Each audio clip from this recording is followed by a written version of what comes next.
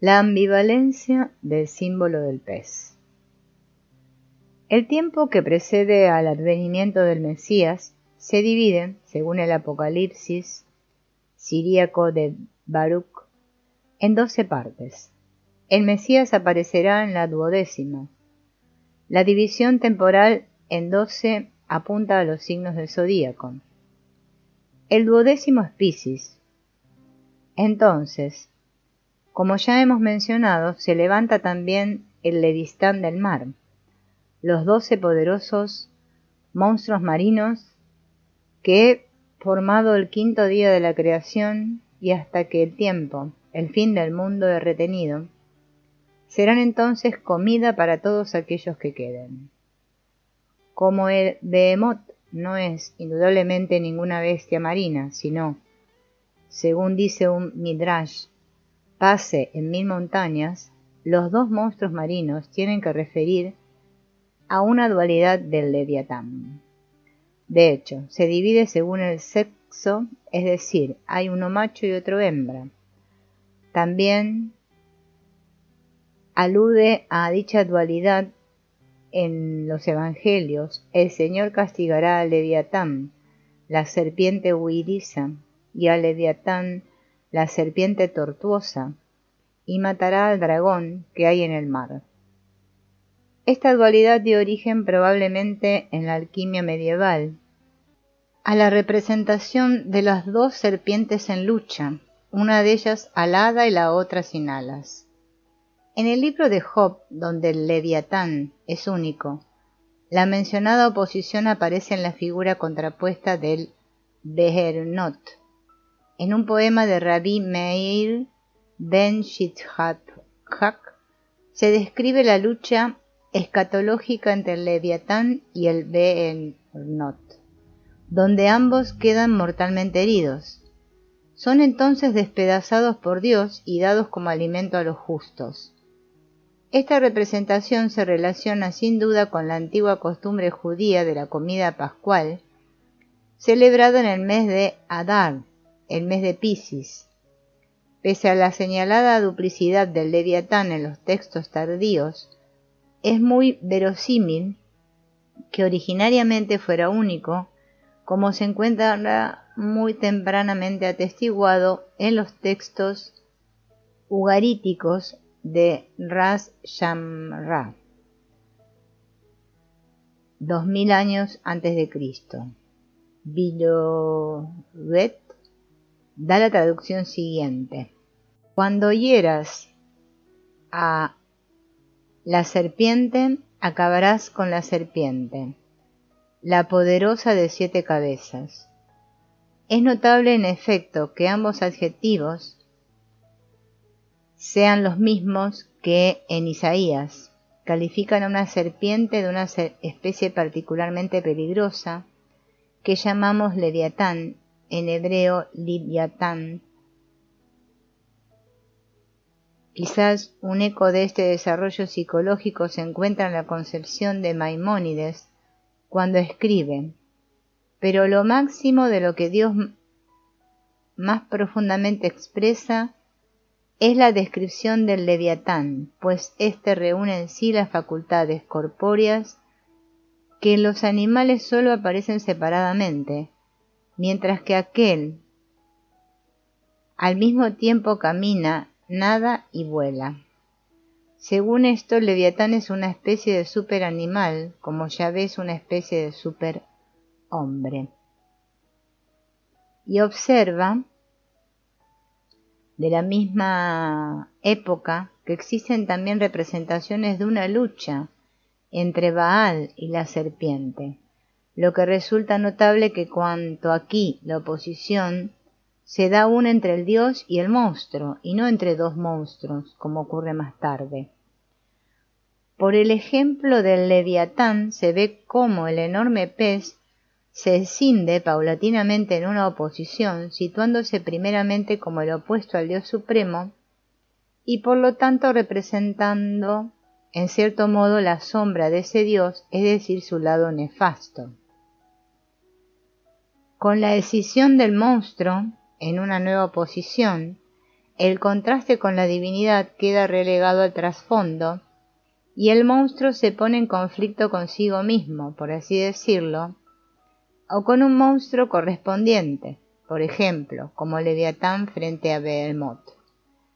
Este desarrollo desembaraza a la divinidad de su conflicto interno, y lo conflictivo aparece en adelante en la forma de un par de hermanos monstruos enemigos. En el desarrollo judío ulterior, el Leviatán presenta como combatido por Yahvé, muestra la tendencia, según el mencionado testimonio de Sheftelowitz, a recibir los atributos de puro y de comida eucarística. Y si se quisiera derivar de aquí el símbolo de Ictis, resultaría que Cristo aparecería propiamente como pez en vez de como Leviatán, mientras que las bestias monstruosas de la tradición quedarían rebajadas a los meros atributos del diablo y la muerte. Tal escisión corresponde a la duplicación de la sombra, no infrecuente en los sueños, donde las mitades aparecen caracterizadas como diferentes o en contraste. Esto se da cuando la personalidad del yo no abarca todos los contenidos o componentes que podría contener. Una parte de la personalidad queda entonces separada, se mezcla con la sombra, que es normalmente inconsciente, y forma junto con esta una doble personalidad, a menudo antagonista de la primera. Si aplicamos esta experiencia de psicología práctica al caso mitológico en cuestión, resulta que el antagonista monstruoso de Dios se duplica porque la imagen divina se presenta como incompleta, en cuanto no contiene todo aquello que debería lógicamente abarcar. Mientras que Leviatán representa un ente de la naturaleza de los peces, y por lo tanto primitivo y de sangre fría, que habita en las profundidades del océano, Behemoth es de sangre caliente, un cuadrúpedo, más parecido a un toro, que habita en las montañas. Por lo tanto, está con respecto a Leviatán como lo superior a lo inferior, algo así como en la alquimia el dragón alado con respecto al dragón sin alas. Todas las aves son seres volátiles, es decir, vapores y gases, es decir, neuma. Así como en San Agustín Cristo es el pez, aparece en Esdras el hombre como un viento desde el mar. Está precedido por el águila y el león, es decir, por símbolos teriomorfos que se presentan como negativos, del mismo modo que el Behemoth suscita en Job sobre todo terror. El pez, levantado de lo profundo, está en secreta relación con el Leviatán. Es el cebo con que al Leviatán se seduce y captura. Ese pez procede verosímilmente de un desdoblamiento del gran pez, del cual representa el aspecto neumático. Que el Leviatán posee un aspecto neumático resulta de que, como l'Ictis, es un alimento eucarístico, y que ese desdoblamiento constituye un acto del devenir de la conciencia, se muestra en Job, donde se dice que Yahvé quebró a Rahab por medio de su inteligencia. Rahab, el monstruo marino, corresponde a Tiamat, que Marduk partió en dos hinchándola con el Imbulu, el viento norte. La palabra Tebaná está formada por tres partes: separar, hendir, cortar, o sea, discriminar, lo que constituye la característica del devenir de la conciencia. En este sentido, el Leviatán, y particularmente Behemoth, son grados de un desarrollo hacia el estado consciente, por lo tanto hacia una asimilación a lo humano.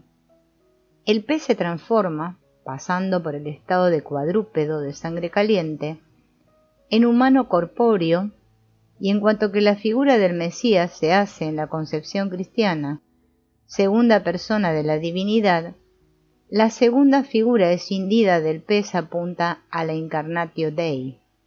El ser del hombre era pues aquello que antes faltaba en la imagen divina.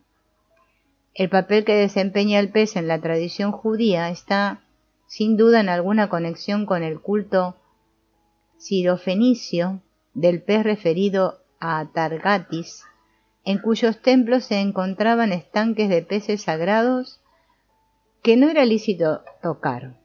Además, en los templos se celebraban comidas culturales. Este culto y esos usos autóctonos de Siria originaron verosímilmente en época cristiana el simbolismo del ictis, dice Cumont. En Licia se veneraba al pez divino Orfos o Diorfos, hijo de Mitra y de la piedra sagrada que representaba a Cíbeles. Es un caso especial de las ya mencionadas divinidades ictiomorfas semíticas como Oannes, el Nun babilonio, Dagón o Adonis, al que los griegos llamaban Ictis, a Tanit en Cartago y a Ea y Nina en Babilonia. Se ofrendaban peces. En Egipto se encuentran también vestigios de un culto del pez. Así, los sacerdotes egipcios tenían prohibido comer pescado, pues los peces se consideraban de igual impureza que el mar del Tifón. Se abstienen todos de pescado, indica Plutarco. Según testimonios de Clemente de Alejandría, los habitantes de Siena, Elefantina y Oxirrinco veneraban a un pez. Plutarco dice que era costumbre comer un pez asado ante la puerta de la casa el 9º día del primer mes. Dolger se inclina a pensar que esta costumbre haya podido allanar el camino de la consumación eucarística de pescado entre los cristianos. La actitud bivalente hacia el pez refleja su doble naturaleza. Por una parte es impuro y signo del odio, y por otra es objeto de culto religioso. Inclusive parece haber sido un símbolo del alma, como podría inferirse de una figura en un sarcófago de época helenística tardía.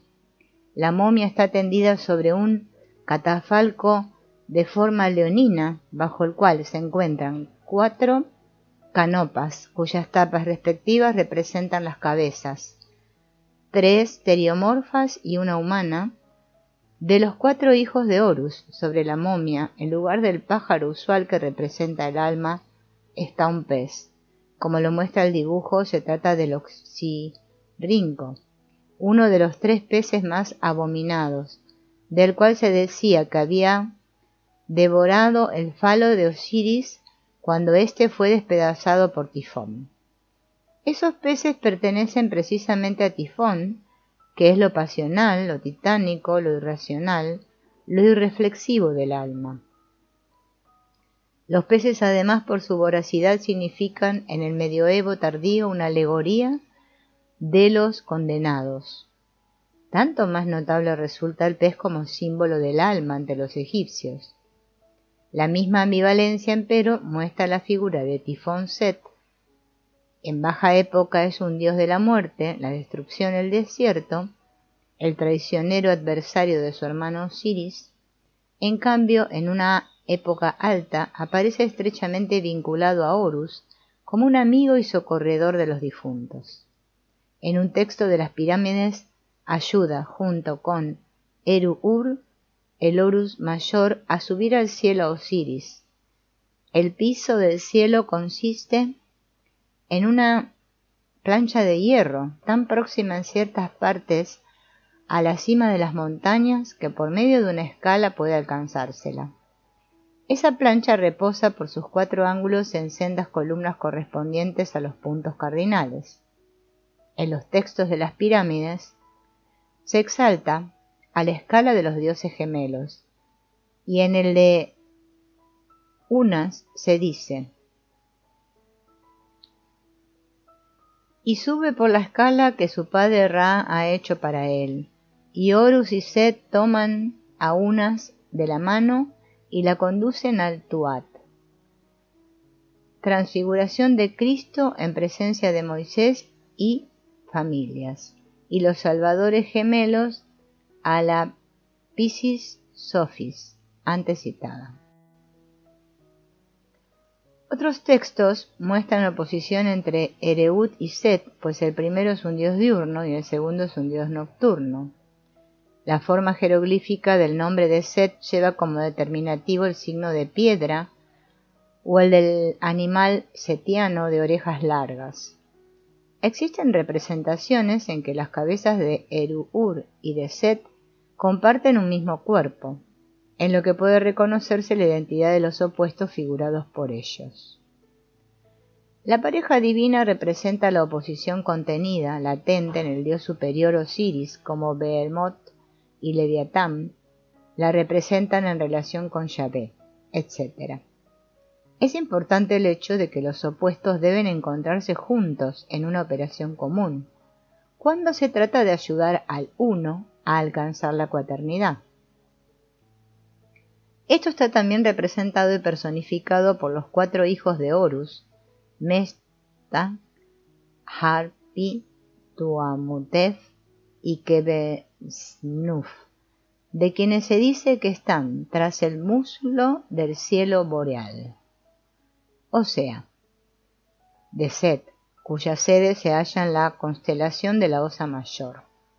Los 4 hijos de Horus son por un lado enemigos de Set y por otro aparecen estrechamente ligados a él. Son los análogos de los 4 pilares que soportan la plancha cuadrangular de hierro del piso celeste.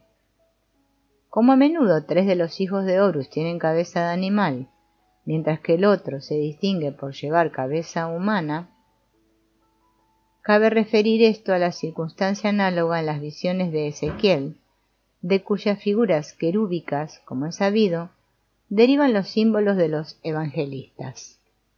Ezequiel dice además, sobre la cabeza de los vivientes, los querubines, era una semejanza de firmamento a manera de cristal terrible, extendido por cima de sus cabezas, y por cima del firmamento que se extendía sobre sus cabezas, apareció como el aspecto de una piedra de zafiro semejante a un trono, y sobre esa semejanza de trono una figura de aspecto similar al de un hombre que se erguía sobre él.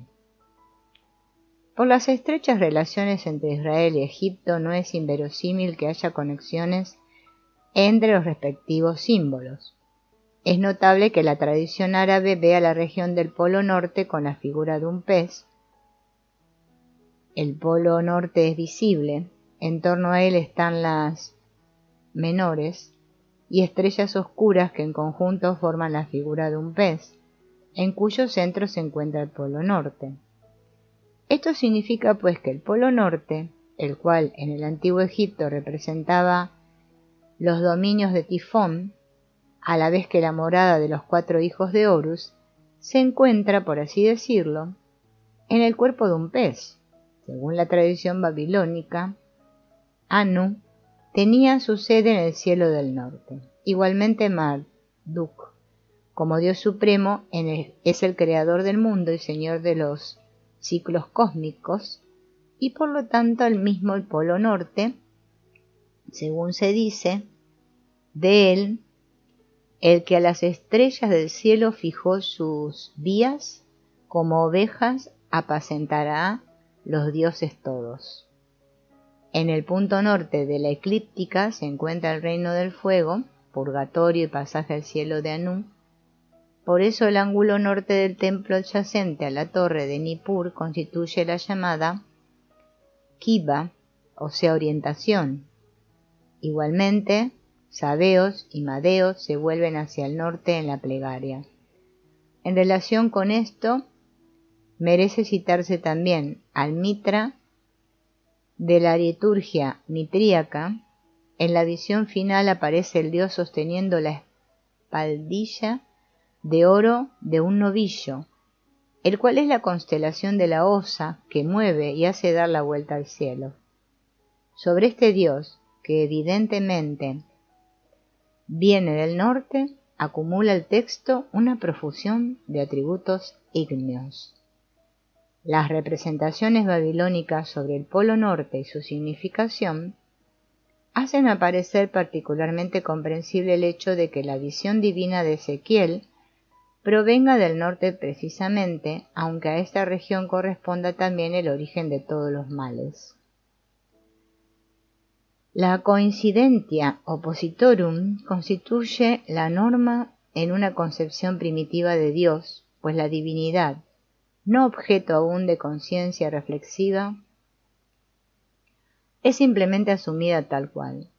Pero en un nivel de conciencia reflexiva, la coincidencia de los opuestos se convierte en un problema de primer orden, que en lo posible se soslaya.